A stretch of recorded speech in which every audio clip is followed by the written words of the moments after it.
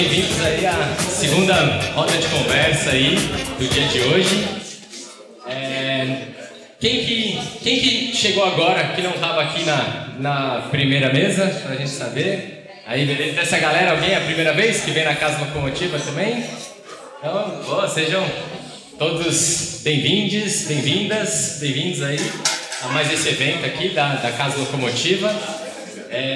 O Desenhaço, a gente começou nessa ideia de juntar pessoas que gostam de desenho, né, que gostam do tema, para ficar aí rabiscando nas mesas e conversar um pouco sobre temas do nosso universo. E da última edição para essa, né, surgiu esse assunto que é a inteligência artificial, que até a edição passada era uma coisa que todo mundo tinha aquilo que, não, nunca vai chegar, né, para produzir uma imagem, era uma coisa que estava muito distante da realidade, e a gente viu o quanto tudo mudou em tão pouco tempo. E aí nós estamos, então, aqui trazendo 3 mesas aí para a gente discutir um pouco sobre. Primeiro, agradecer a todo mundo que trouxe também as doações, né, esse é um evento beneficente da casa. As doações vão ser destinadas para o Espaço Curumim, a Associação Espaço Curumim, que é uma associação que cuida de crianças no contraturno escolar e ampara algumas famílias lá da comunidade do Moinho, na região ali do Campos Elíseos. E nós vamos começar aqui apresentando quem que vai estar aqui comigo nessa segunda rodada, essa segunda vez que a gente vai falar sobre a criatividade colaborativa entre humanos e inteligência artificial. Começar aqui com ele, que é expert em tecnologias criativas com mais de 15 anos de experiência, especialista em tecnologias imersivas, inteligência artificial aplicada e renderização real-time, já foi premiado com Cannes Lions, Clio Awards, D&D, DIAD, ILIA, e explorador das fronteiras entre criatividade e tecnologia. Então, uma salva de palmas aí para o diretor de tecnologias criativas da Vetor Zero, Giovanni Ferreira.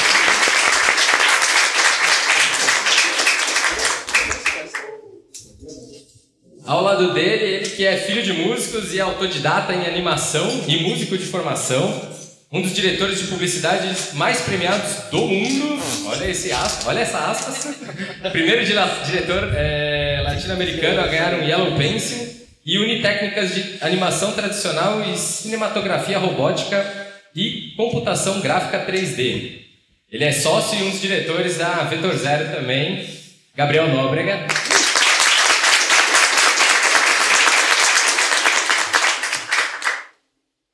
E ali na ponta, ele que é CGI Director, CGI Supervisor e artista 3D há mais de 20 anos.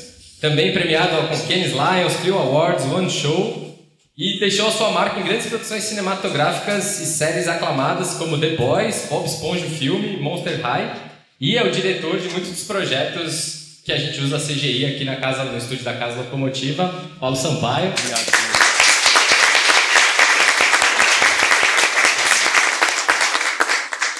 Então, nessa rodada, né, a gente vai estar vendo um pouco dos resultados, né, e das possibilidades dessa união, assim, né, do artista com essa tecnologia, né. É um assunto que foi muito recorrente no começo desse ano, com a chegada aí do ChatGPT, mais especificamente até, né. Sim. Foi a greve dos roteiristas de Hollywood, que Sampaio foi diretamente afetado também, né, por estar envolvido com alguma dessas produções. Então acho que a gente podia começar com você contando um pouquinho, né, como que foi o movimento, como que foi. Oi, gente. Dentro Tudo bem? Esse impacto aí também. Boa. Eu sou o Sampa. Cara, impressionante como a AI chegou e mudou tudo de uma vez. A gente estava no estúdio trabalhando de boa com nossos projetos. Inclusive eu estava fazendo The Boys. De repente, pessoal, 30 pessoas tiveram um contrato pausado. A gente, como freelancer, tem um contrato para trabalhar para essas produções e a gente trabalha por produção. Então a gente tinha vários freelancers contratados pelo mundo para fazer o projeto. E em questões de 2, 3 semanas o pessoal começou a pausar os contratos de todo mundo. E a gente ficou, o que está acontecendo? Pô, roteiristas entraram em greve. Por quê? porque a AI está fazendo roteiros, então o pessoal não quer que isso se desenvolva desse jeito. E começou a rolar uma produção desenfreada, né? Digamos assim, sem o menor uso ético. Então, você tem ali 50 roteiristas, todos sendo substituídos pela AI, sabe? Então, isso começou a gerar um impacto que os próprios roteiristas já não tinham, estavam deixando de ter trabalhos para fazer, porque a AI estava substituindo. Então, muita gente que disse, pô, preciso do roteirista para desenvolver um capítulo dessa série. O cliente estava fazendo ele mesmo pelo ChatGPT ou com outras ferramentas de texto generativo. E logo em seguida, os atores também aderiram a essa greve por conta do uso desenfreado da AI. Porque, na teoria, hoje em dia, com os bancos de AI que existem, que se usam dos filmes, não necessariamente precisa-se do que se precisava antes. Por exemplo, eu costumo dizer muito, não necessariamente a gente precisa ter o Brad Pitt para fazer um filme do Brad Pitt hoje em dia. Então a gente tem tantas informações desse ator que, na teoria, você não precisa mais nem pagar ele para fazer aquilo. Então, quero fazer um filme com o Brad Pitt. Você não precisa chamar ele, você não precisa da autorização dele. Então, o grande problema da AI é o uso desenfreado sem o menor valor ético, né? Sem a discussão do valor ético de como ser utilizado. Então, pô, vou fazer um filme, quero usar o Brad Pitt. Cara, a gente tem autorização de usar a imagem dele? Hoje em dia não importa. A grande briga dos estúdios é isso, é o uso ético da AI. Então, uma vez que a gente tem 15 filmes do Brad Pitt, a gente precisa fazer um filme novo, a gente não precisa mais chamar ele. Na teoria, os bancos de dados são treinados, a gente quer o cara do Brad Pitt aí, e a cara do Brad Pitt vai aparecer lá. Você só precisa de um cara que tenha uma atuação similar a ele. Isso impacta como? Muitos desses bancos de dados que foram treinados para AI não foram legalizados ou autorizados pelos donos dessas imagens, né? É uma coisa que a gente estava conversando na primeira mesa.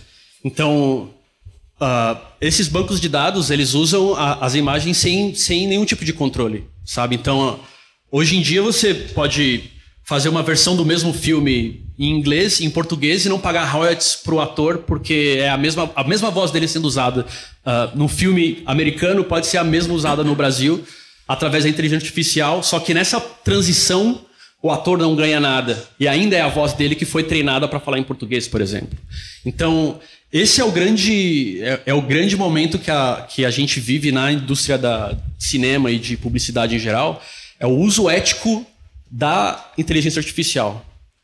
E é mais ou menos assim que a inteligência artificial afetou a gente. E aí parou tudo. Sim, as produções todas pararam. Tudo que estava sendo feito entrou em total hiato, né? Tanto nos Estados Unidos ou no Canadá, quanto os freelancers no Brasil, né? Isso afetou mais a indústria de cinema, principalmente a de cinema, né? Acho que em outros países, como a Austrália, não tem afetado quanto tem afetado nos Estados Unidos, Canadá, mais ou menos. E eles chegaram... Agora já encerrou a greve. Encerrou a greve dos roteiristas, né? Mas a dos atores ainda continua. E por isso que as produções gringas ainda estão paradas, porque essa questão de AI ainda não foi resolvida. Royalties para ator, usar ou não usar o banco de dados treinado com o rosto de fulano, cicrano. E ainda volta até naquela coisa da Elis Regina, né? Que reviveram ela. Aquilo tudo é um apoio de AI, né? Reviver o uso ético, né? Então, assim, como que você separa o que é certo e o que é errado do uso da AI, sabe? Então, esse tipo de situação, eu acho que é boa e é ruim desde que a gente saiba usar como ferramenta, sabe? É importante a gente ver a AI somente como uma ferramenta, não como algo que veio para atrapalhar ou para não fazer com que a gente evolua. Mas, de fato, é necessário que se exija um controle de como que a gente vai usar a AI, que tipo de material vai ser usado. Os artistas vão receber créditos por isso. Então, acho que é isso. E eles chegaram a algum acordo? Sabe dizer? Não, que eu saiba, dos atores com o cinema não existe nada... Assim, eu sei que tá rolando conversa, mas não tem nada de definido até então, tá? Continua parada. Desculpa.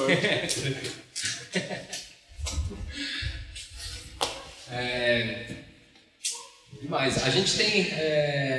Vocês chegaram também a acompanhar essa parte do... Isso vocês conseguem visualizar alguma coisa parecida acontecendo aqui também?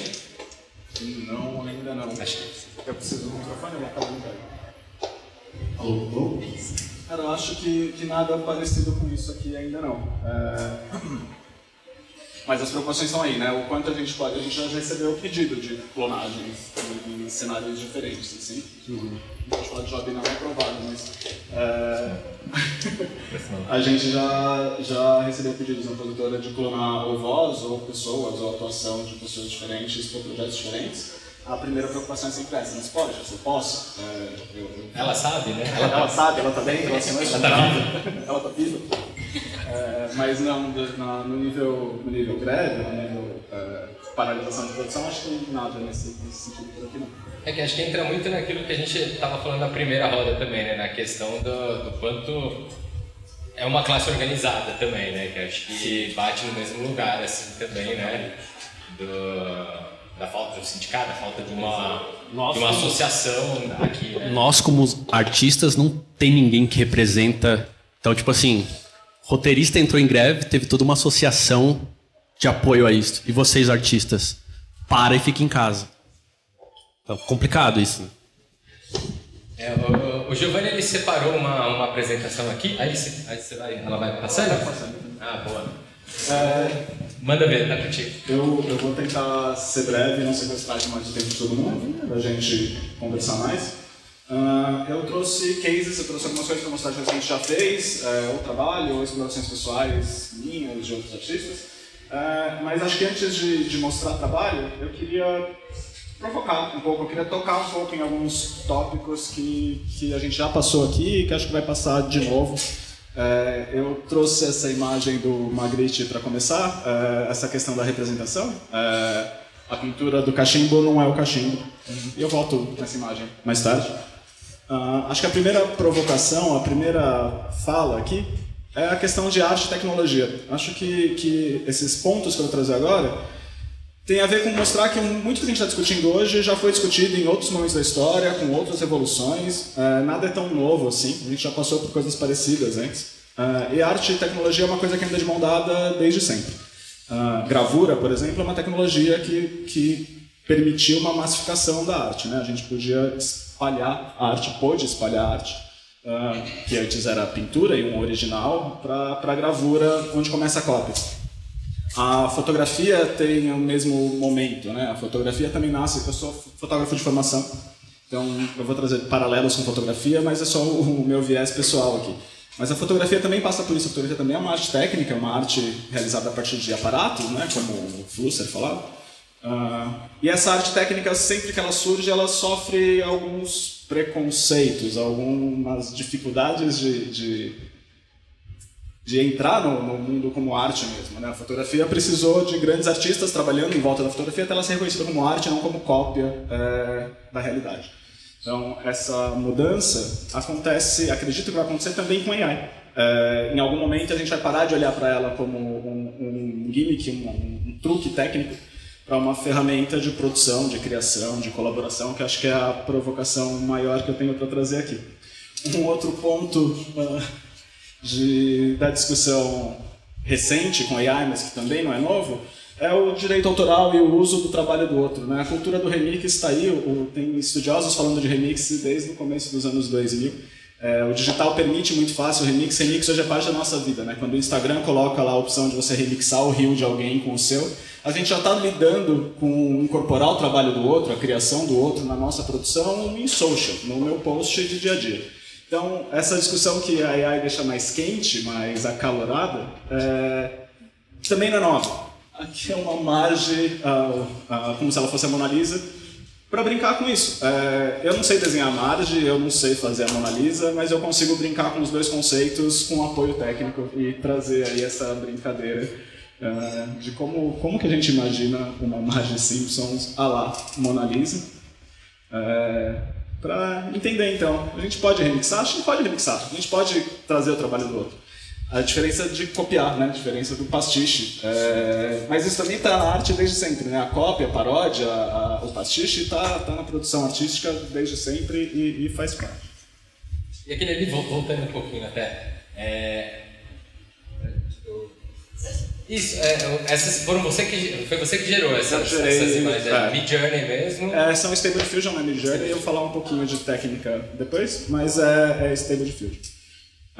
Aí o próximo tópico que eu acho que também toca bastante quando a gente vai falar de produção de imagem técnica ou de produção com AI é a questão do processo. Quem não conhece ou quem nunca brincou com AI acha que você entra na ferramenta e coloca 3 palavras e você já tem a imagem perfeita, e não é assim. Tem processo, tem mexer no prompt, mexer no seu input, pedir coisas diferentes. Tem o mesmo acaso da pintura do Pollock. Às vezes você está pedindo uma coisa, ela te traz uma coisa diferente, você incorpora ou não aquilo, você discute com ela ali. Se você discute com ela é um pouco demais, né? Mas a AI também te provoca a rever sua interpretação, como você está pedindo aquilo, que você consegue trazer um pouco do erro para dentro. Então, também tem o acaso, o acidente feliz, né? A serendipidade, assim. Você está tentando uma coisa e chegar em outro lugar. Acho que a AI também permite isso. Então, acho que na criação da imagem técnica tem tudo isso para falar que, do meu ponto de vista, na criação da imagem técnica tem todas as coisas que a gente encontra na produção de arte tradicional. Só é em outro lugar, só está de outra forma. E aí, eu falei que ia falar um pouco de ferramentas, né? A gente fala bastante de Midjourney porque é super acessível, porque é fácil de usar, não tem uma barreira técnica complicada. Mas o Midjourney, por exemplo, já tem uma cara de Midjourney. Quem está gerando imagem o tempo inteiro consegue diferenciar um pouco o que foi gerado no Midjourney. Midjourney é simples, é fácil, mas ele já tem um viés dele, ele já tem uma estética dele, ele já fica bonito mais rápido do que no Stable Diffusion, por exemplo. Mas ele fica bonito mais rápido porque ele já tem o viés do que ele considera bonito, de como mostrar aquilo. Bias, então, né? O bias dele. Um viés para aquela estética, né? Para aquele look. Mas eu acho que o real poder dessas tecnologias é onde o artista pode recuperar o controle que ele perdeu quando todas as suas pinturas, todos os seus desenhos foram roubados por alguém para treinar uma AI.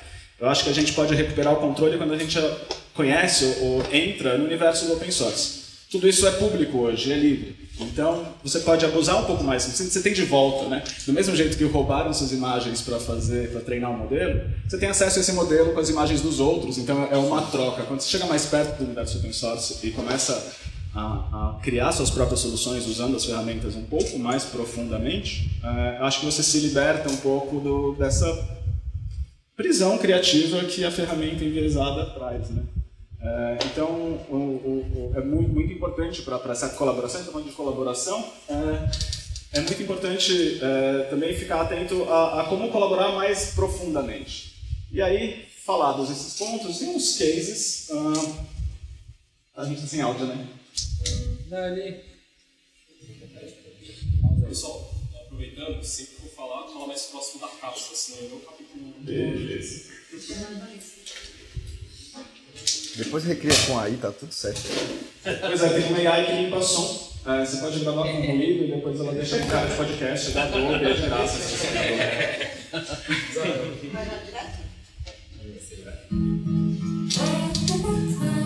o filme rolar e eu falo depois.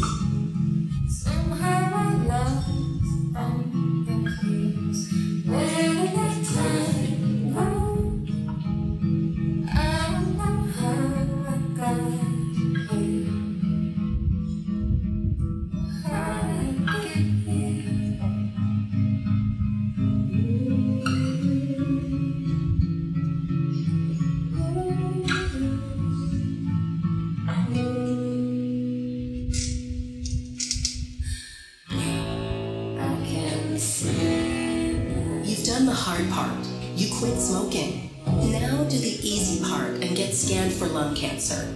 If you smoked, you may still be at risk, but early detection could save your life. Talk to your doctor and learn more at savedbythescan.org. Eu tentei trazer trabalhos diferentes que usam AI de formas diferentes para a gente mostrar um pouco o que é usar AI no dia a dia, para além do só generativo. Nesse trabalho eu considero ele um uso um pouquinho mais superficial da AI, A gente tem uma animação convencional, que é uma animação 3D, e o que ela tem de AI aqui é a vontade de trazer pincelada. Pode avançar para mim, Flávio? Mais uma? Então, talvez na projeção seja mais complicado de prestar atenção, mas essa é a animação bruta, como ela saiu do nosso render. E aí, no próximo, a gente, mais um para play. A primeira experiência de trazer pincelada. O que foi feito aqui? Ao invés de pintar todos os frames num projeto de publicidade seria completamente inviável, foram pintados alguns frames, acho que nesse a cada 10 ou cada 15, não tenho certeza. E aí a gente interpola a estética dos frames intermediários. Então eu pinto um frame, a AI pinta 10, eu pinto o próximo, a AI pinta mais 10, eu pinto o próximo, a AI pinta mais 10. Primeiro resultado um pouco mais flick, um pouco mais bruto, mais 2 aí. E aí o resultado final com a pincelada já mais sutil. Então esse trabalho de ida e vinda com a AI, de pedir uma coisa, ficar demais, pedir de novo, acho que faz parte dessa coisa colaborativa. Vou te dar mais um.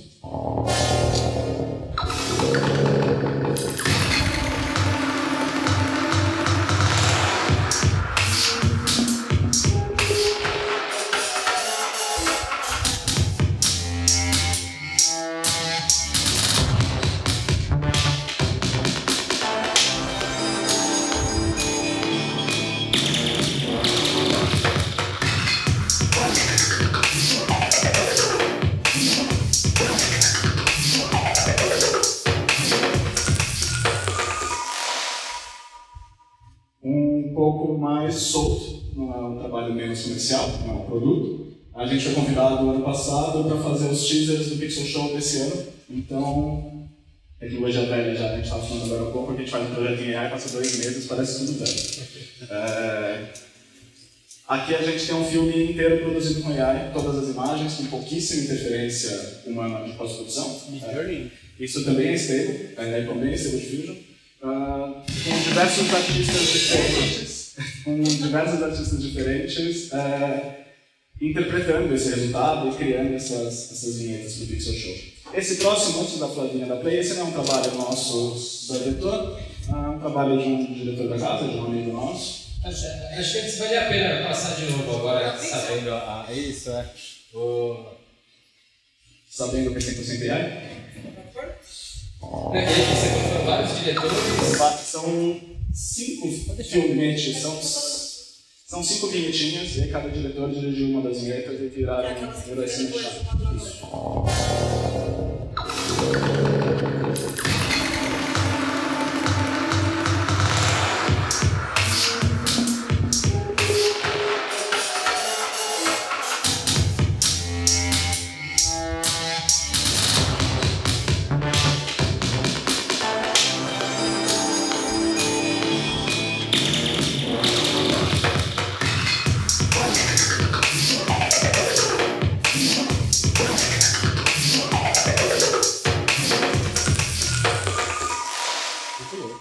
Essa tem AI no Outlook também. Quando a gente fez render Full HD em AI era quase impossível, então tem um upscale, não sei falar. Dá uma aumentada. Dá uma aumentada na resolução, também foi feito por AI, para conseguir entregar esse Full HD legal. Esse talvez eu fale um pouco por cima, porque ele é um pouco mais longo. Pode dar play, Felipe. Se a música estiver alta, eu falo alto. Fui abaixar e fiz besteira. Faz parte. Volta.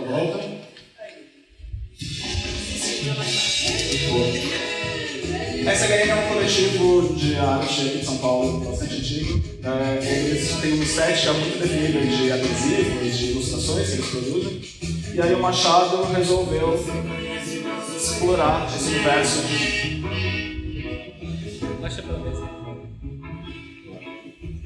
Qual foi a ideia? A gente tem uma estética esquerda, que é a arte original do projeto. Como que a gente pega essa estética que já existe e usa AI para expandir esse universo e criar outras ilustrações?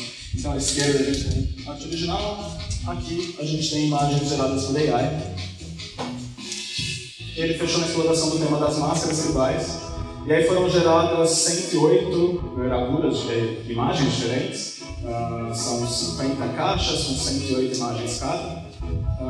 E depois de geradas por AI, então elas foram impressas em serigrafia e a volta dá uma volta completa no processo. Eu pego um material que é analógico, que são artes e adesivos que existem, treino o AI para replicar esse modelo, crio 108 imagens novas, imprimo elas de novo com serigrafia e gero essas caixas colecionáveis com as obras então criadas por AI, por um artista usando AI.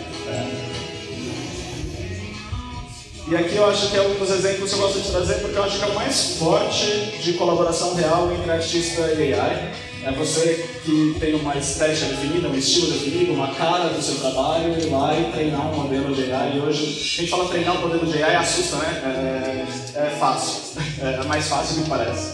É trabalhoso só. E aí você vai ensinar um AI a reproduzir o que você faz e dar uma escala das coisas que você faz.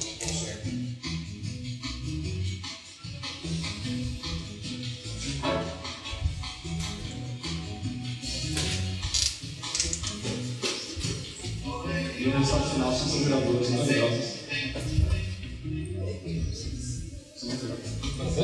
108. 108.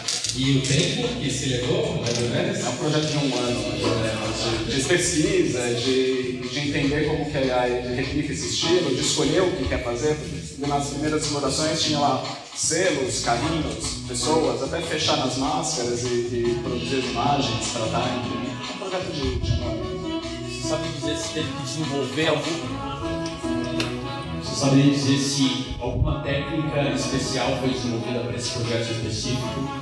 Não só a exploração dentro do Stable Diffusion? Só a exploração de ferramentas que existem. Stable Diffusion e Dream Booth, que é a ferramenta para customizar o Stable Diffusion para gerar uma coisa do seu estilo. O Dream Booth pode fazer duas coisas diferentes no Stable Diffusion. Ele pode tanto treinar o Stable Diffusion para replicar um estilo, então eu dou aí um input do estilo e o Stable Diffusion copia esse estilo, quanto para fazer o Stable Diffusion desenhar coisas específicas, que é o que esses aplicativos que geram a sua foto e o seu rosto em vários estilos fazem. Você pode treinar o Stable Diffusion para aprender você. Então você treina para eu sou o Paulo, esse é o Paulo, e agora eu quero o Paulo de margem como se fosse a Mona Lisa.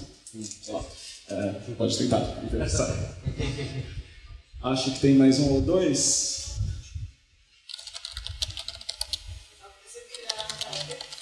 Esse aí.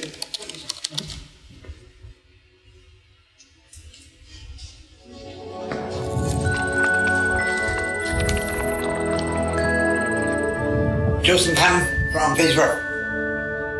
But I wanted to be a boxer. Because my granddad was a boxer. And my dad was a boxer, so I used to train in Malawi. That was only a young brother. Essa história é real de um morador de rua. Yeah, wrong people. And that was it. I don't know where it disappeared for 14 years. E aí um diretor de animação da casa e um artista The streets and sleeping rough all over me. Nobody knew where I was. They all thought I was dead. Yeah, because you got this little angel on your shoulder going, no, don't have a drink. And you got this little devil on your shoulder. Just have one idea how to be grand. Não, Eventually snow, winter. Don't know how it survived. O modelo generativo que a gente está You may look rattling, shaking, cold, freezing. You have to find somewhere to find warm to get your head down. A gente pode ter mais coisas de entrada. Uma entrada que é só estilo, uma entrada que é forma. Yeah, some people are decent, some people just look at you walk past. Entrada junto com o texto. I've seen people get kicked and pissed on. Não vou falar.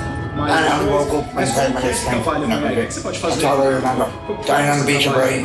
Para além de só. I knew it was on that top. Waking up when the ambulance was there. Like a guardian angel. Something came out of the sky. If you believe in guardian angels, you believe in the light what comes down. It's like, it's not your time. Alright. Time to go back home. então aqui tinha um artista. And then, Então, got the sign. I was doing the details, doing the rehab. artista que deu a And they primeira went, cara oh, it's a homeless choir. aí pra essas imagens. Do you want to join it? É por isso, inclusive, que eu selecionei. And I was like, I can't sing. I said, I can't sing to save my life. Trabalhos que são mais Yes, you AI, can. sozinha. So I was E like, trabalhos que alright, tem I'll essa go colaboração join High mais Hopes Choir. próxima. I'm 15 years sober. Artista junto com AI. And I am happy. Now, I'm happy going forward. Mais perto do que você quer, porque I see the homeless people mais in cedo, town. assim. I can say, Eu acho que a AI é uma ferramenta get out para there. tirar de Tem a dentro da sua família cabeça aí, que está lá e transformar em imagem. I look at when I go in Você every vai I've tirar de sua cabeça e pôr. clean it up. Mas tem várias I've formas. got to do Você for me. pode só I've got heat, I've trabalhar got a fridge. texto, você pode trabalhar em cima de These texto. people don't have none. Tem algumas opções aí, os dois I slides. keep pushing it and I keep talking about my story. Kills Você me vai to see people decidir o like que this. é It does. da sua cabeça também. Exato. Você diria que a AI pode ser considerada um assistente, uma vez que a gente dá um input principal do que a gente quer e agora você deixa esse desenvolvimento acontecer através da AI? Eu tenho I have a cat at home now. hoje, Any mas eu acho any que in the mais uma jets, ferramenta. like that. ela His stories mais like perto de um what's going on with homeless assistente, people on the streets. I just capaz go to my cat do and que everything's back to uma ferramenta where I que am. você usa sozinho. É daí que eu acho que força o conceito de criatividade colaborativa. Eu não vejo essa colaboração entre você e o Photoshop, por exemplo, ou você e uma arte técnica, uma ferramenta, mas ela faz exatamente o que você pede e só aquilo. Eu acho que a AI assume esse papel de colaborador mais fácil do que só de ferramenta. Esse é o último para fechar essa coisa da AI trabalhando sozinha. Esse é um teste meu do ano passado, acho que meio do ano passado. Ao invés de pedir para a AI, esse é bastante abstrato, ao invés de pedir para a AI escrever cenas, ao invés de escrever cenas específicas que eu queria para a AI, eu passo para a AI nesse só sentimentos, uma palavra. São as 7 fases do luto. E aí a brincadeira aqui é falar como que a AI se comporta se eu dou para ela muito pouca coisa. A gente está vendo como ela se comporta se eu sou extremamente descritivo, ou se eu trago uma estética junto, ou se eu trago um estilo. Como que ela se comporta se eu trago pouco para ela? Pode dar play. Esse não tem áudio, mas é a AI navegando pela representação que ela tem, ou a forma que ela aprendeu, esses sentimentos, essas fases do luto. Os inputs foram sentimentos Só as palavras que estão tudo pertinho. O filme é uma transição entre esses sentimentos. E acaba com esperança. Eu acho que esse frame é muito bonitinho. Muito legal. Muito legal. Porque a AI, de certa forma, ela não tem acesso a tudo que ela foi treinada. Então, a gente, quando eu peço para a AI lá atrás, que eu falei que eu queria a Marge Simpsons no estilo da Mona Lisa, a AI não tem acesso à Mona Lisa original para olhar, a hora que eu peço, e olhar para a Marge e fazer isso. A AI foi treinada antes, ela não guarda essa informação, ela não está indo na imagem e buscando o que você quer o tempo inteiro. O Stable Diffusion, por exemplo, as primeiras versões foram treinadas com 300 tera de dados, e o modelo pesa 4 GB. Então eu tenho 300 tera de conhecimento armazenado em 4 GB. Ela aprende representações mesmo. A exploração nesse trabalho é entender o que é a representação de dor, de esperança, de raiva. Como que ela aprendeu isso? Como ela absorveu isso? Pode passar para o próximo, Flavinha? Deixa eu rolar esse da final. Não, é porque tava meio ruim, eu acho que da galera assistindo meio no fundo, aí você coloquei de novo, que a gente colou uma luz. Sus. É rapidinho. Ele é super.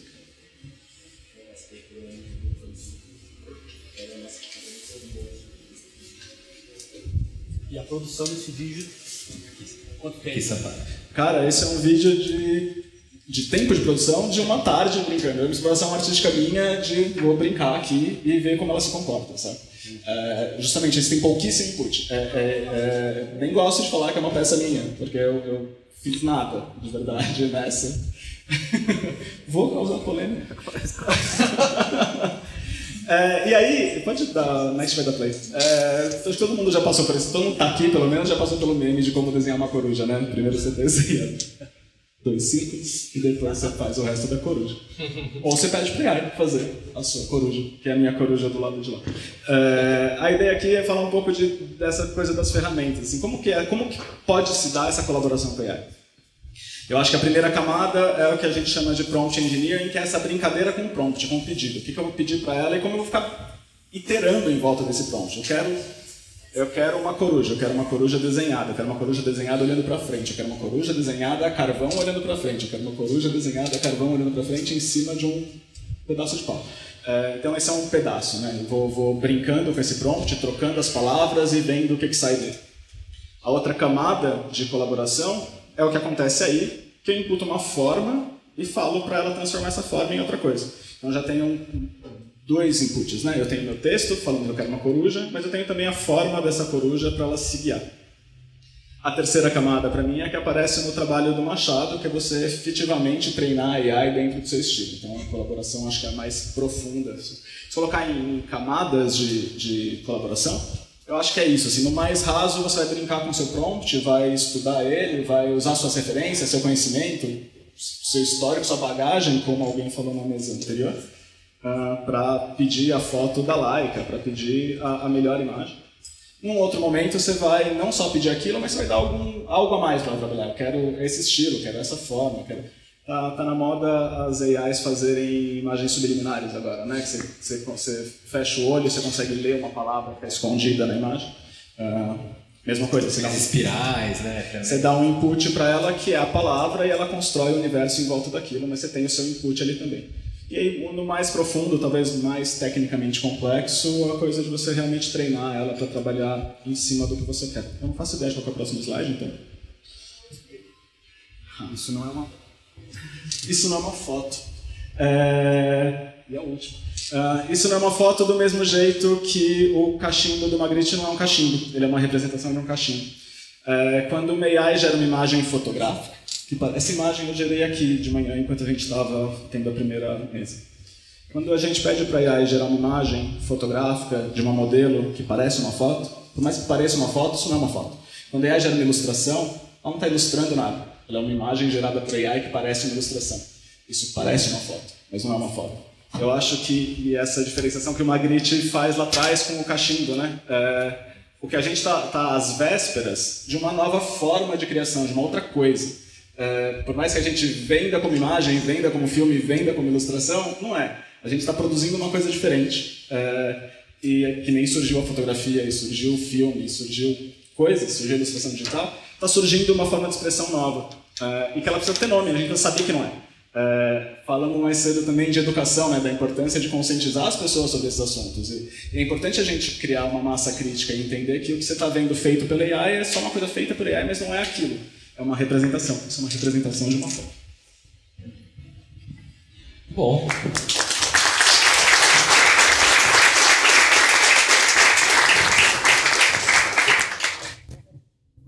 Tá funcionando? Tá. Eu queria saber mais sobre o Stable Diffusion.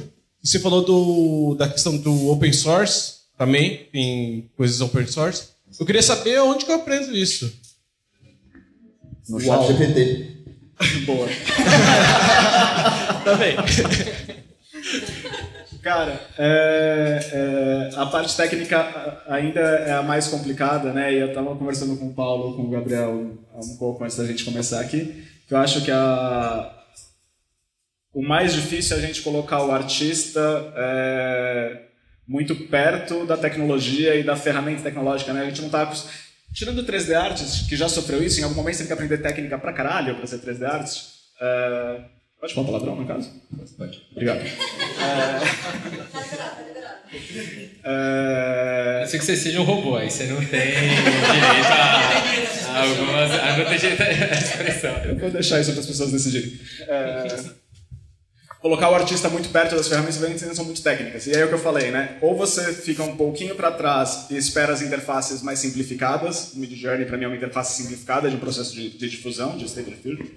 Ou você vai lá aprender a ferramenta mais tecnológica que vai se aventurar. Tem que aprender um pouco de Python, tem que aprender a navegar no terminal, tem que aprender a baixar coisa do GitHub e debugar erro, porque dá erro. Aí você vai ter que ler o erro e entender o que está acontecendo. Stable Diffusion especificamente, tem um site Stable Diffusion Art, acho, que é meio oficial, assim, tem tutorial de literalmente todas as funcionalidades. Para mim, a grande graça do open source é a comunidade. Então, a comunidade em volta da ferramenta é muito grande, então tem muito recurso. Tem muito pouco recurso em português, tem muito pouco recurso de baixa tecnologia, tem muito pouco recurso se você não está numa situação privilegiada. Mas tem muito recurso. Então... Bastante pesquisa. Tecnologia mudou, né? Hardware, artista está acostumado a trabalhar com Mac desde sempre, né? Artista gosta de Mac, artista ama falar que gosta de Mac. A maioria das coisas de AI hoje funcionam muito melhor em PC e em Linux justamente por causa dessa característica, de estar muito perto do desenvolvimento de software. Então, aproximar artista de desenvolvimento de software, acho que é o principal desafio agora.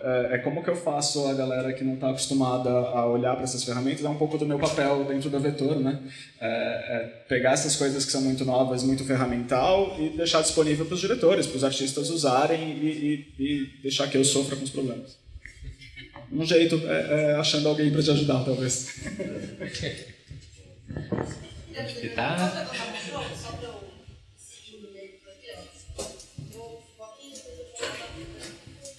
Depois tinha alguém lá embaixo. Que é aqui. Eu vou ali do outro lado. Uma pergunta para vocês.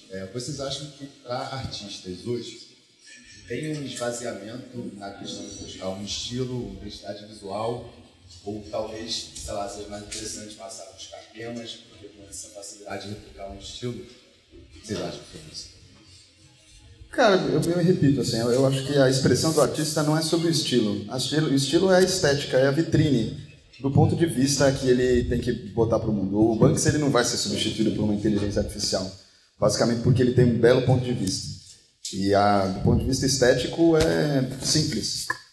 Eu acho que no começo da minha carreira eu tinha um HD que tinha referência, era do Fotolog e Flickr.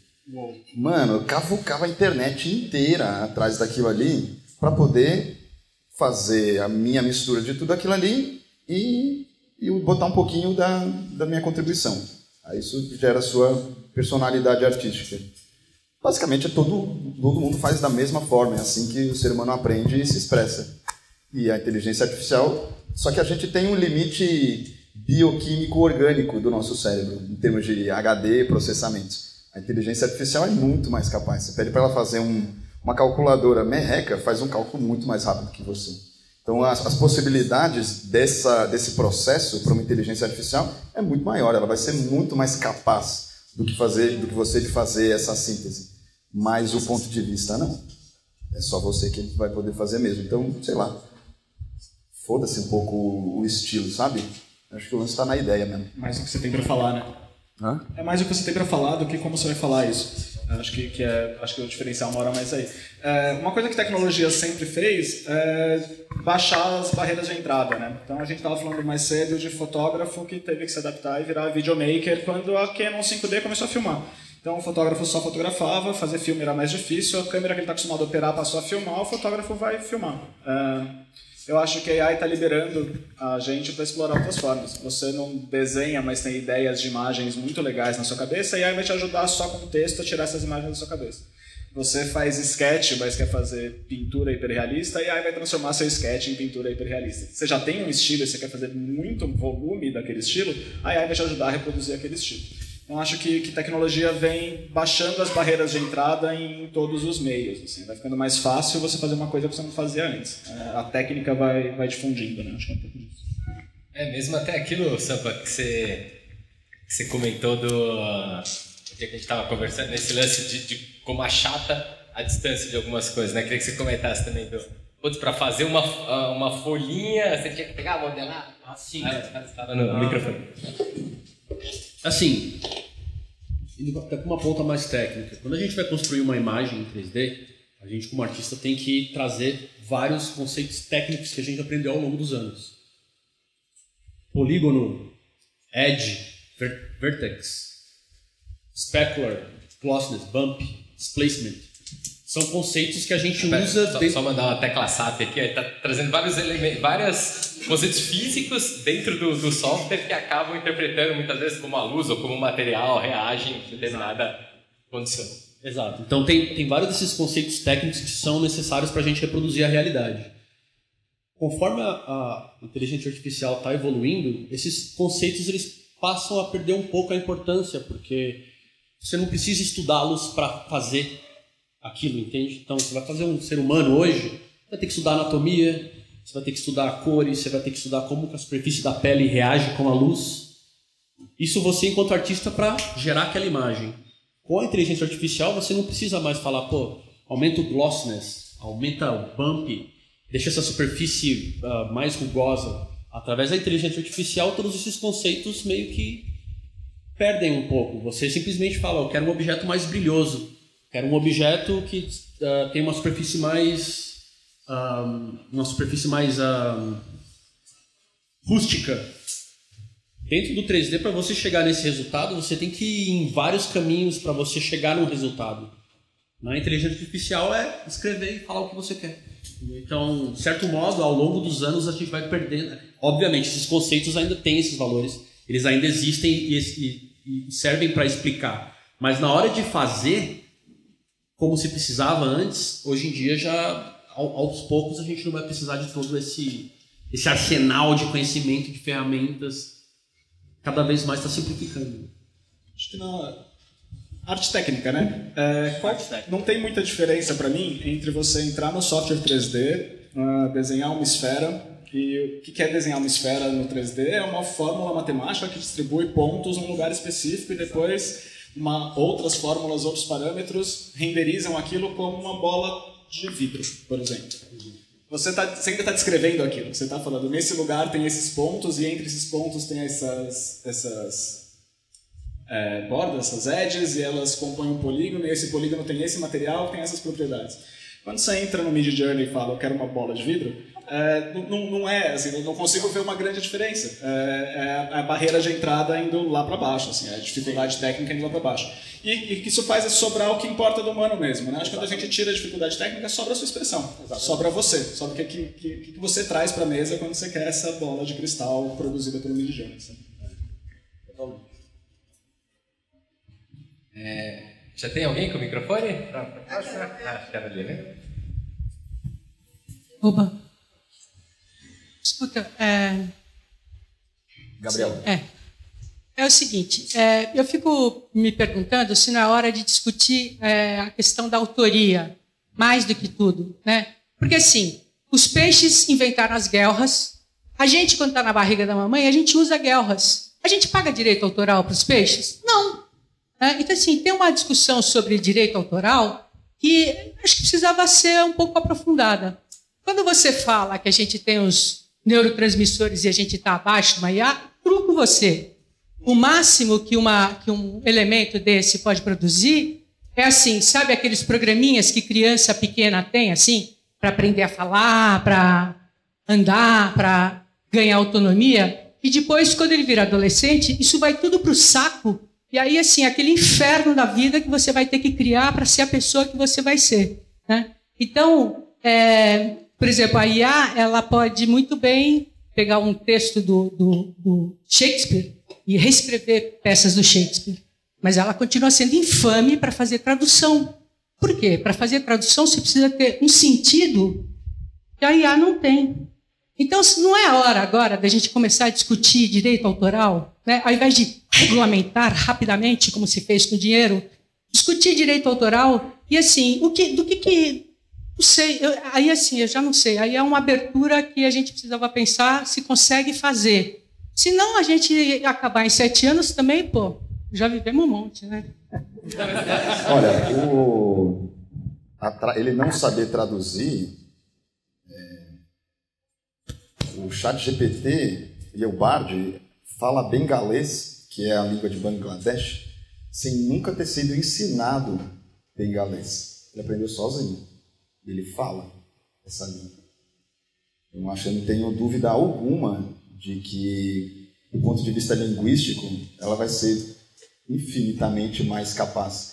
A gente está falando aqui de uma tecnologia que foi lançada em 30 de novembro do ano passado. Não fez aniversário ainda. Não tem um ano. Então não tem motivo nenhum para não achar que vai estar muito melhor. O ser humano tem o hábito, ou pelo menos a condição, de pensar de forma linear. A gente sente e absorve o tempo e a vida de forma linear. Só que a inteligência artificial é logarítmica, é exponencial. E o que isso significa? Que uma hora a curva vai subindo e vai subindo cada vez mais, e uma hora subiu demais a ponto de estar tão longe que virou infinito. E é esse provavelmente o ponto, o santo graal que se busca, que é uma inteligência artificial extremamente capaz e descontrolada. A tendência é que ela fique descontrolada. Então, quando eu falo que a gente precisa regulamentar, eu estou tentando propor aqui que a gente pense no que a gente pode dar de sobrevida para a gente enquanto espécie, porque a gente ainda tem a possibilidade de estar no controle. A gente tem uma janela breve, onde a gente está desenvolvendo essa tecnologia, que se a gente colocar alguns limites, a gente pode evitar essa previsão catastrófica. Se a gente simplesmente deixar como está, a tendência dos especialistas é que dê merda. Então, acho que a proposta aqui que eu estou falando para a gente refletir a respeito é por que não a gente colocar limites que talvez promovam uma convivência da gente com essa tecnologia. Eu acho possível. Eu tenho provas diárias de que a gente não é capaz. Temos uma guerra rolando na paralela aqui em cima. Então, por isso que eu comprei o sítio. Mas eu acho que se, por um acaso, uma visão otimista dessa história, se a gente conseguir colocar regras claras para o desenvolvimento dessa tecnologia, ia ser incrível. Eu acho que o debate, eu não, né? Muita gente acha que o aquecimento global ficou pequeno dentro das possibilidades catastróficas da inteligência artificial. E a inteligência artificial tem a capacidade plena de resolver o aquecimento global. Olha que ironia. Só que a gente não consegue resolver o próprio negócio que a gente está criando. Um ser humano é um ser limitado quanto espécie. A história do dinheiro ainda está sendo mais forte. E vou dizer uma coisa, sabe por que eu comprei um sítio? Porque eu acho que no fim das contas não adianta nada brigar pela regulamentação. Porque eu acho que no fim das contas é o darwinismo trabalhando. A gente é uma espécie falha. Acho que vai dar merda e vai sobreviver quem conseguiu entender isso aqui. Vamos se preparar pra merda. E aí tá tudo bem. Simbiose é a única solução. É o darwinismo, mano.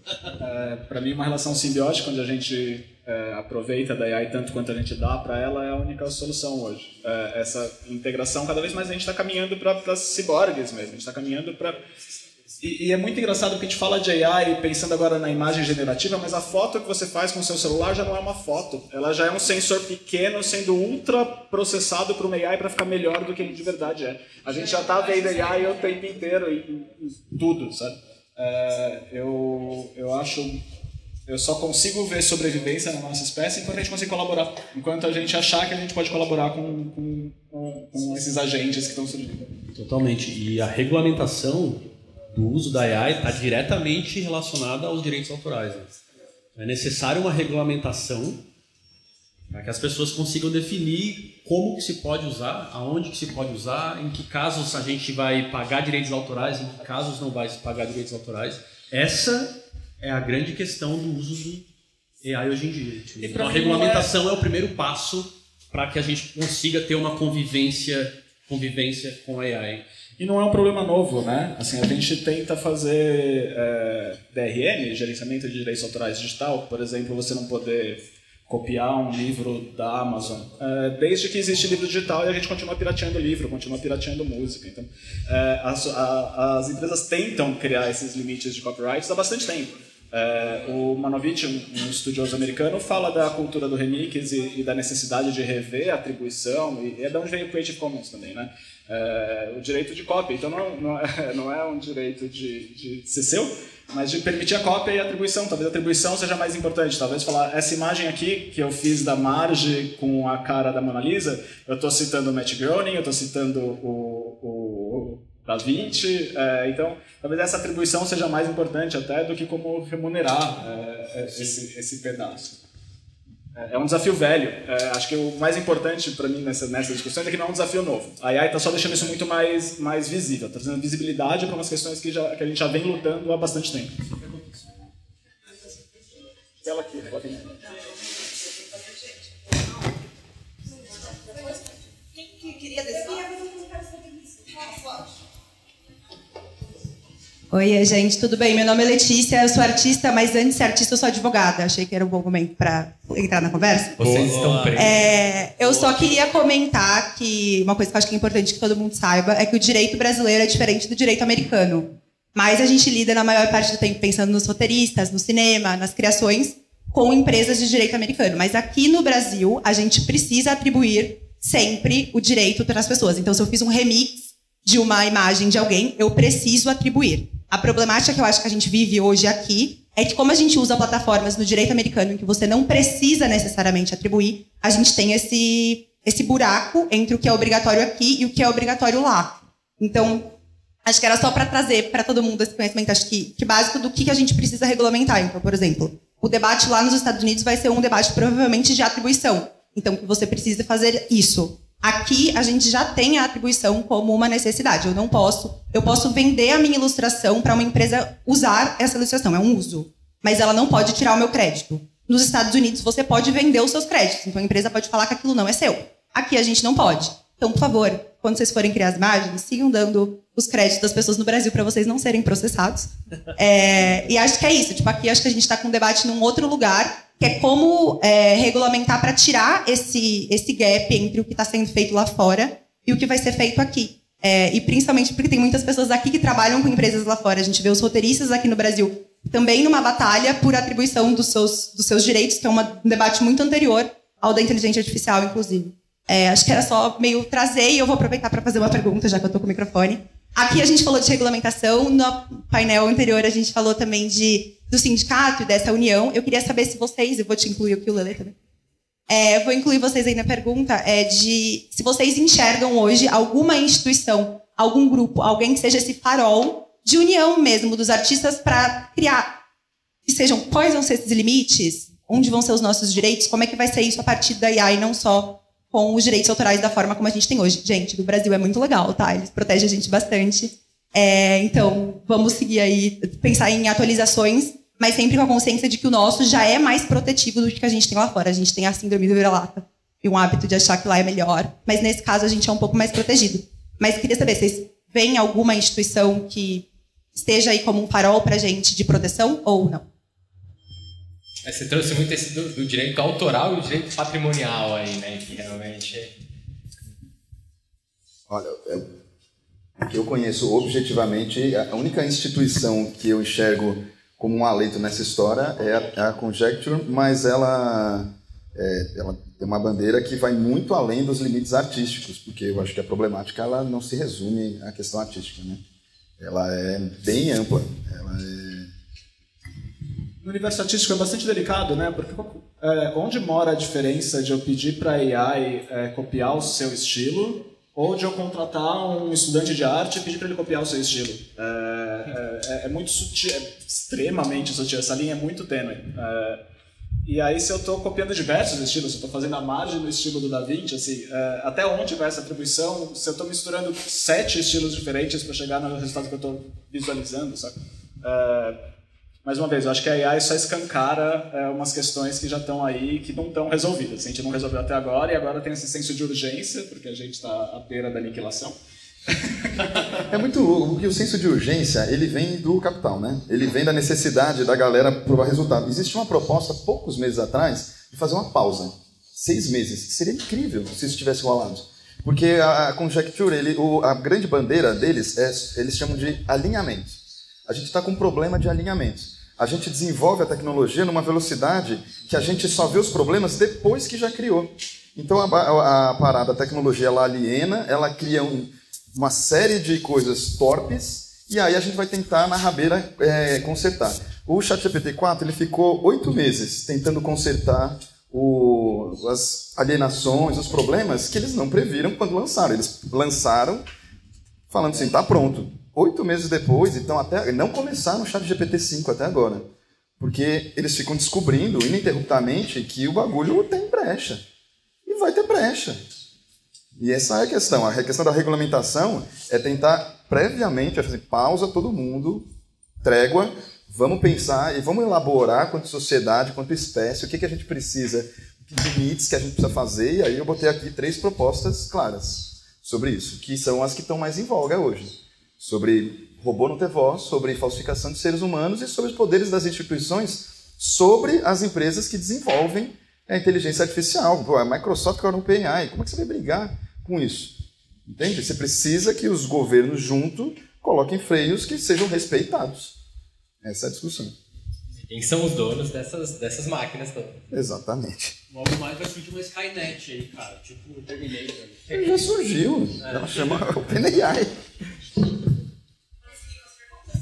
Pode. Boa tarde.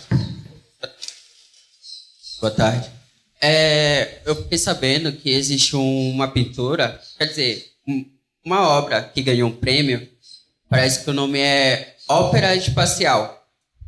E, tipo, ela foi feita pela inteligência artificial.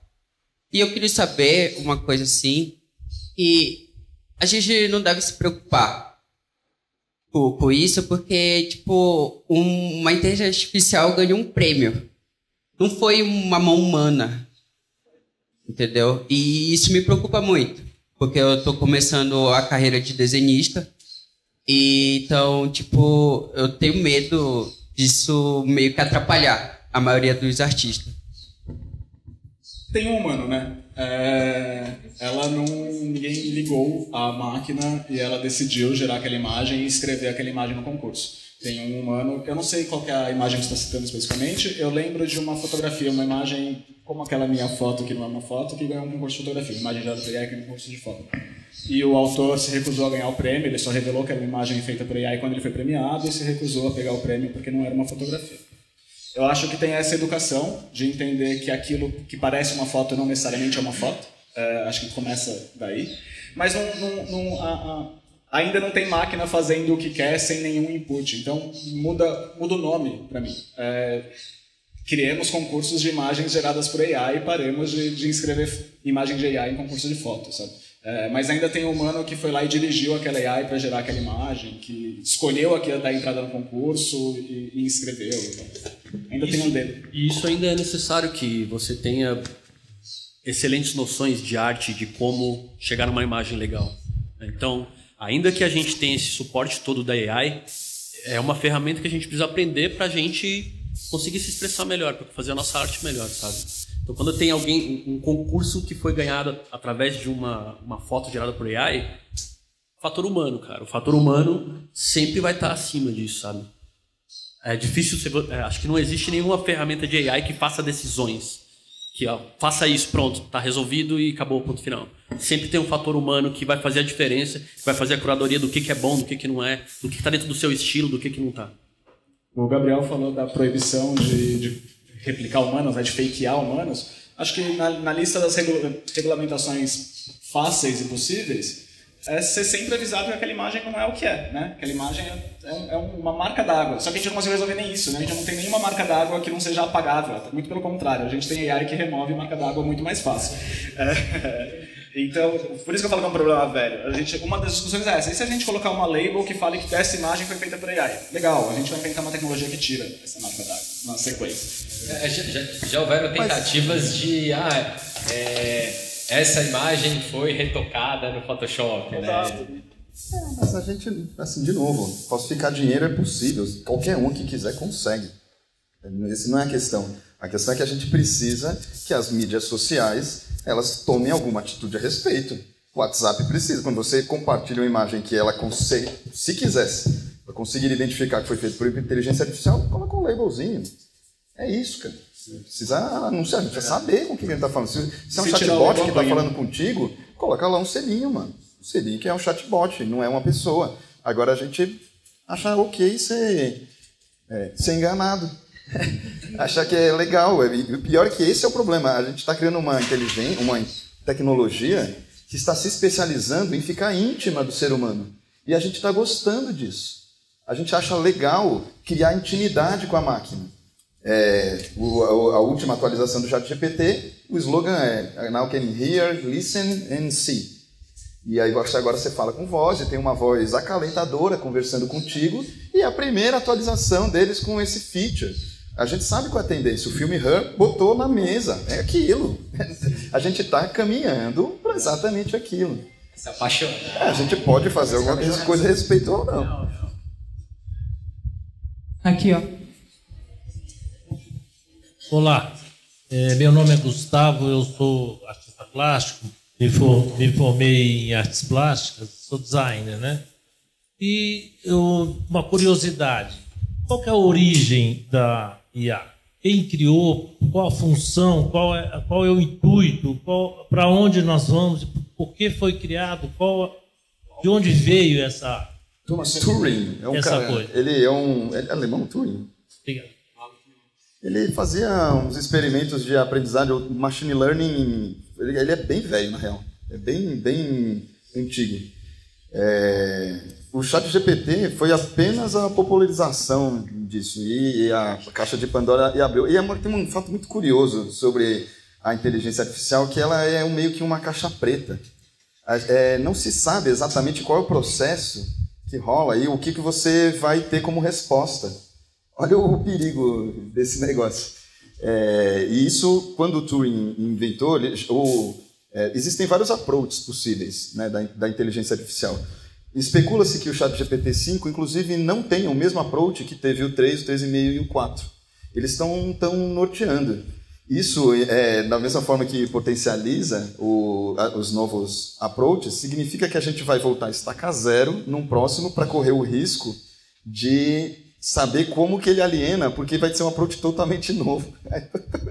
Desculpa, gente.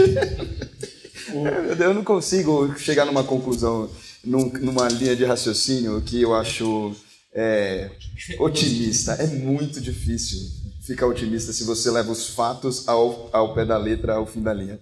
Eu gostaria de receber informações que deixassem... que fosse uma coisa, não, a gente não vai mais precisar trabalhar, vamos poder ficar todo mundo... Olha, a renda básica universal virou uma... Quando surgiu desculpa, rápido. Quando o ChatGPT foi lançado, eu entrei num parafuso de discussão com meus sócios, com meus amigos, fiquei viciado, assisti vídeo, e aí eu descobri que... Fiquei pensando, poxa, mano, esse negócio vai precarizar o trabalho de forma infinita, vai mudar todas as relações de trabalho, as pessoas não vão mais precisar trabalhar, renda básica universal.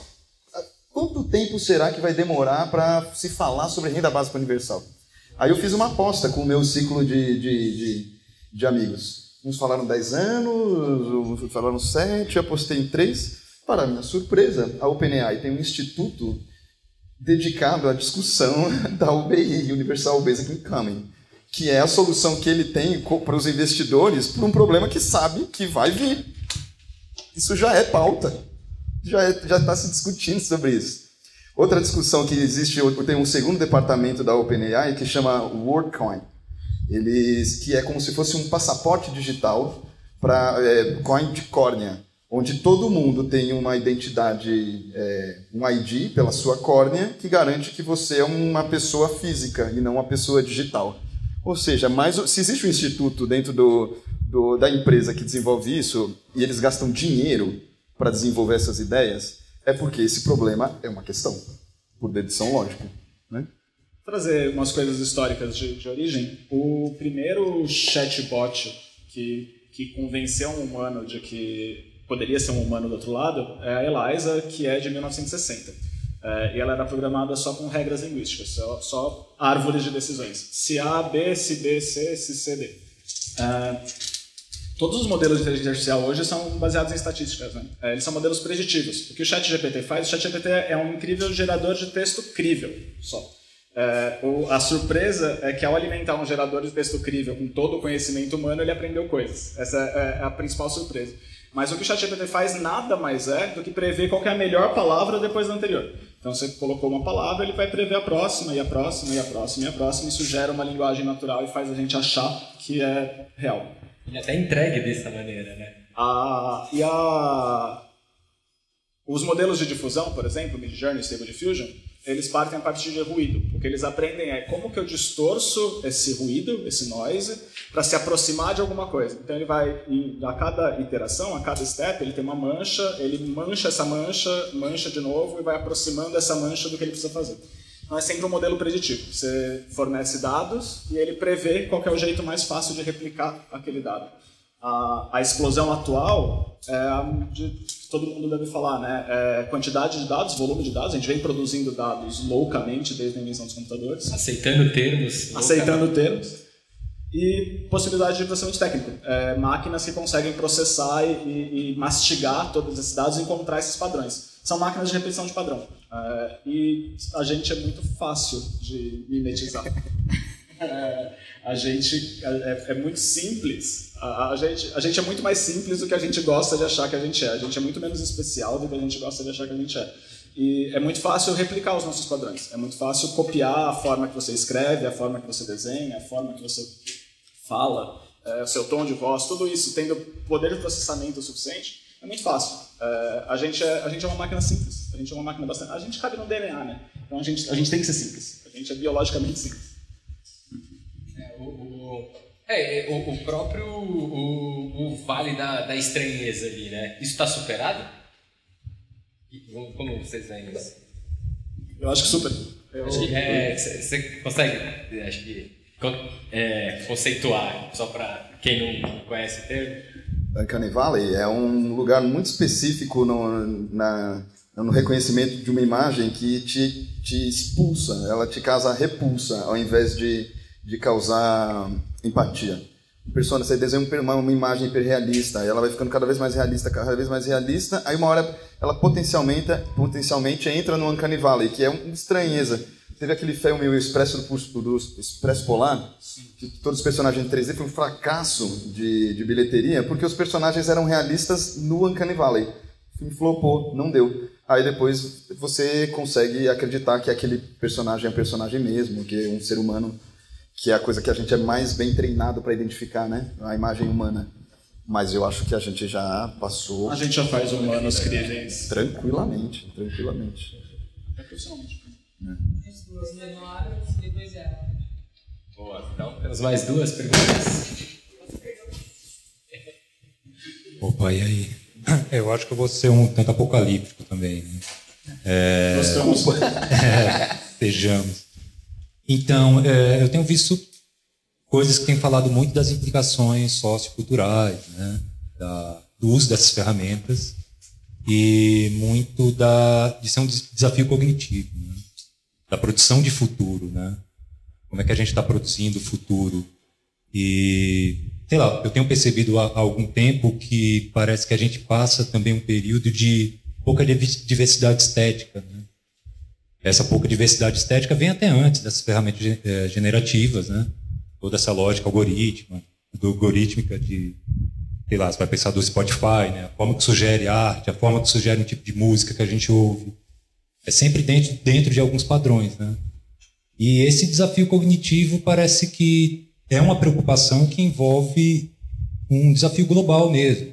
E aquecimento global que a gente está passando, né? Então parece que a gente está vivendo um período que a gente não está muito avaliando a consequência dos nossos atos também, né?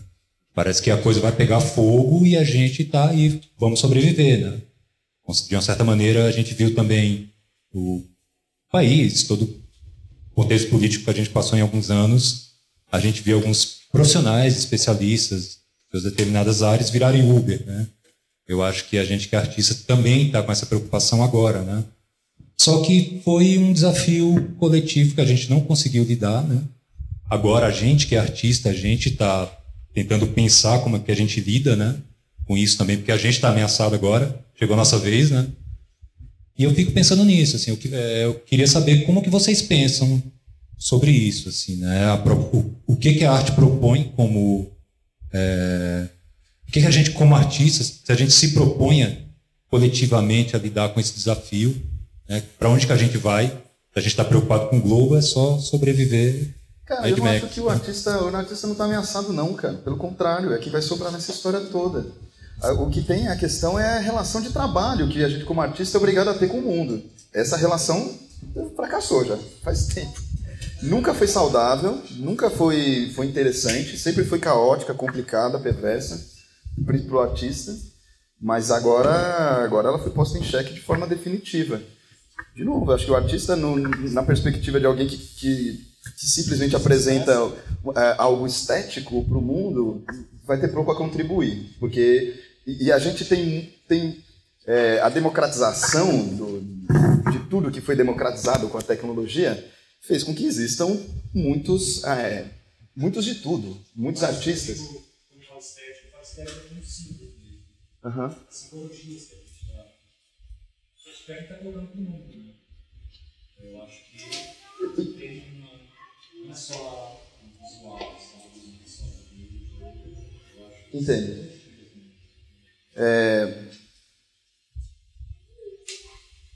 Me perdi.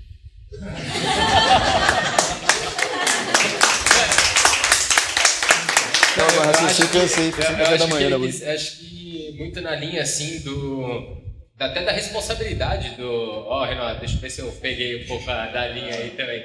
Mas da responsabilidade do artista de interpretar esse mundo também, né? E trazer informação crítica sobre tudo isso que está acontecendo, né?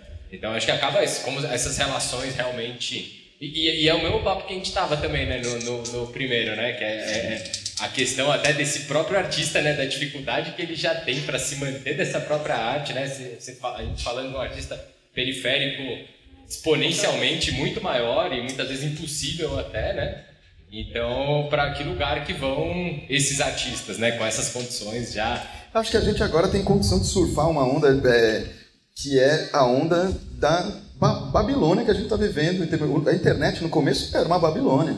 Você podia falsificar tudo, fazer o que quisesse. Hoje em dia a gente pode fazer isso. E se isso for feito com responsabilidade, a gente está questionando e ajudando a pensar. Você falsificar botar uma foto fake, ganhar um prêmio e depois dizer que é inteligência artificial, eu acho genial, mano. Porque tem que fazer isso pra caralho. Tem que botar em xeque, tem que bagunçar o coreto, mano, pra todo mundo entender que o negócio tá esquisito. A gente tem que usar. Agora, usando como uma forma de exposição, acusação.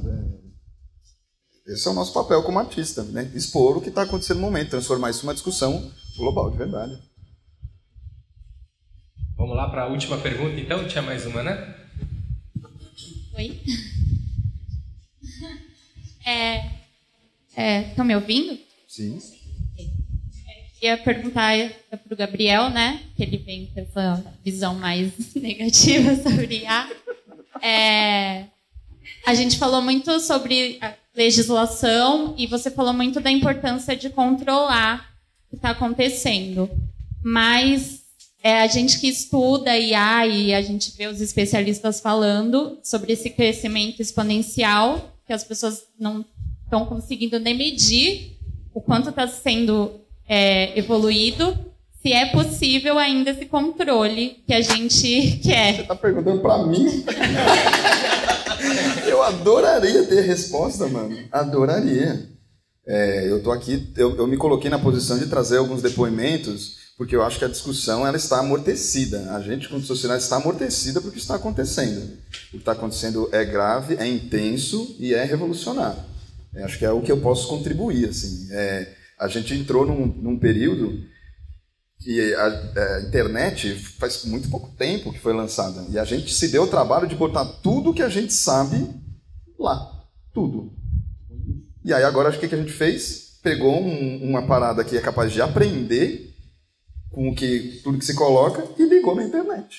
Agora, e fica dando dinheiro para isso ser cada vez mais potente, cada vez mais hábil, cada vez mais... Eu acho que a resposta que vai acontecer, cada um deduz, assim. Eu não quero deixar todo mundo deprimido, mas eu comprei no sítio. Acho que tem... a gente tinha mais uma pergunta aqui, ó, só pra gente encerrar. Seu nome, por favor? Oi. Oi, gente. Eu sou o Jonas. Eu, diferente de vocês, eu não tenho uma visão tão pessimista assim. Na verdade, eu vou até mais pro otimismo, então eu queria só fazer um último adendo aqui para trazer o otimismo aí pra galera. Por favor. Eu sou formado em engenharia elétrica, eu cheguei a ter aula sobre IA na faculdade há alguns anos atrás. E eu sou artista também, então tem essa mistura tanto da tecnologia quanto com a arte. E eu sempre vi a tecnologia de diferentes formas, não só como uma ferramenta, mas como facilitar coisas na nossa vida, etc. E aí você estava falando sobre a tecnologia, e acho que até citou, né, que lá no passado inventaram a lança para matar o animal para poder se alimentar, inventaram a plantação e assim foi.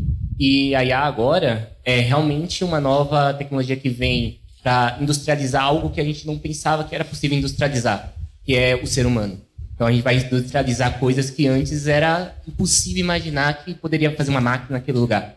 E há muito tempo atrás, se a gente parar para pensar, aconteceu a mesma coisa quando você estava na fábrica ali martelando, e aí do nada colocaram uma máquina que fazia a mesma coisa que você precisava de 100 pessoas, 200 pessoas. E eu acho que isso vai acontecer no mundo artístico também. Acho que quando você olha, por exemplo, hoje um filme, quantos profissionais aparecem ali para desenvolver um filme, e isso vai diminuir. Então, empregos serão perdidos. Mas nós, como os artistas, a gente vai ter que se adaptar, a gente vai ter que entender como usar essa tecnologia para se desenvolver e estar dentro daqueles que vão estar lá. Então, é uma coisa que vai acontecer, até tirando um pouco dessa ideia do futuro apocalipse e tal, porque eu acho que a humanidade por si própria sempre se sonha como a humanidade vai acabar. Então, a gente tem um livro que tem mais de 2000 anos, né, a Bíblia, que já fala, né, de fim do mundo. Então, um dia vai acabar. Eu acho que é importante existir pessoas pessimistas, como você e como outras pessoas, porque o pessimismo gera segurança. É você pensar que vai dar merda, que você se prepara para que essa merda não dá. Então, é importante a gente ser pessimista em alguns pontos. Mas, ao mesmo tempo, é importante a gente ser otimista e ver sempre as oportunidades nesses pontos. Que aí há algo novo e ela vai gerar muitas oportunidades de coisas que a gente nem imagina que exista ainda. E aí a gente tem que estar sempre atento e preparado, e eu acho que por isso a discussão é muito válida, para a gente conseguir chegar em um ponto que a gente vai falar, poxa, a gente, como artista, criar algo através da IA que hoje não é nem imaginativamente possível. Então, nesse quesito, trazer o otimismo um pouco para esse lado em si. Claro, terão várias dificuldades. A gente vai passar por dificuldade porque é algo novo. Assim como na industrialização a gente passou por dificuldade. Mas é isso. É só um ponto que eu queria trazer um otimismo aí pra galera. Obrigado. Eu não sou pessimista. E eu vou explicar por quê. A vida que eu projeto no sítio é muito mais interessante do que essa que a gente está vivendo agora. Eu acho muito mais legal. Eu acho que a gente é uma sociedade doente pra caralho. Eu acho que a gente entrou num looping, num vórtice de ganhar dinheiro, e a gente se ferrou. E eu acho muito legal, mano. Muito legal mesmo o que está por vir. O problema é o processo. Eu acho que o processo vai ser muito sofrido. Só isso. A gente vai entrar num período que novos empregos vão ser criados. Muitos empregos vão desaparecer. Só que isso não vai ser homogêneo. E vai ter lugares... Na Europa, os novos empregos, os prompt designers vão estar voando. Os países subdesenvolvidos, o trabalho que a inteligência artificial substitui facilmente, vão colapsar. É óbvio. E isso vai ser muito severo. E nessa transição, por 3 anos de 25% de desemprego, Hitler subiu no poder. Foram 3 anos. Não é muita coisa não, mano. Então o problema é só o processo. É isso. Mas o fim da linha eu acho legal pra caralho. Eu acho que tem um lado otimista mesmo de como a gente pode apontar essas tecnologias, essas inteligências para resolver problemas que a gente não conseguiu resolver. A gente está num sistema falho já. Acho que o problema não é a AI ou o que ela vai fazer no futuro, mas como que a gente vai remunerar as pessoas que perderam emprego? Como a gente vai bancar pessoas para existirem no sítio, se você não pode ter seu sítio, sabe?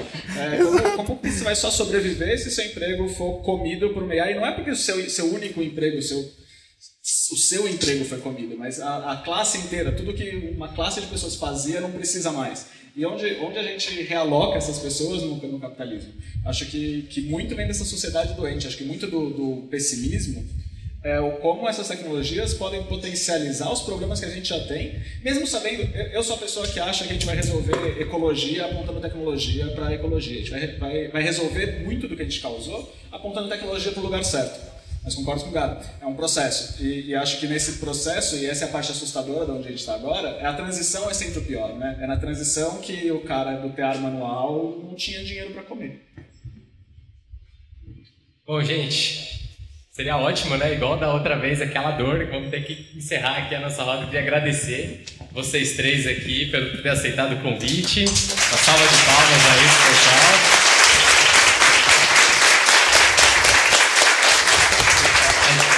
Giovanni até falou aqui, ó, vamos ver a edição de 2030, daqui 7 anos, desenhasse do que a gente vai estar falando. Vamos estar todo mundo lá no sítio do Gabriel. Vai virar uma comunidade alternativa esse bagulho. Vai todo mundo lá fazer casa locomotiva, versão sítio locomotiva. Bom, a gente vai ter a próxima mesa, né, às 5h30? É isso? Não, 4h30, acho.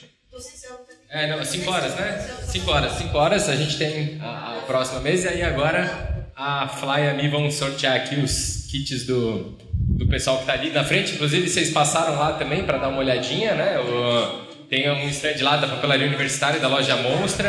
Eles falaram para avisar, ó, a Papelaria Universitária também avisou que está dando 15% de desconto lá. E também para preencher quem pegou o papelzinho lá na porta, que no final a gente vai sortear um mês de curso aqui da Casa Locomotiva também. Tá bom? Valeu, gente. Obrigado. Valeu, pessoal.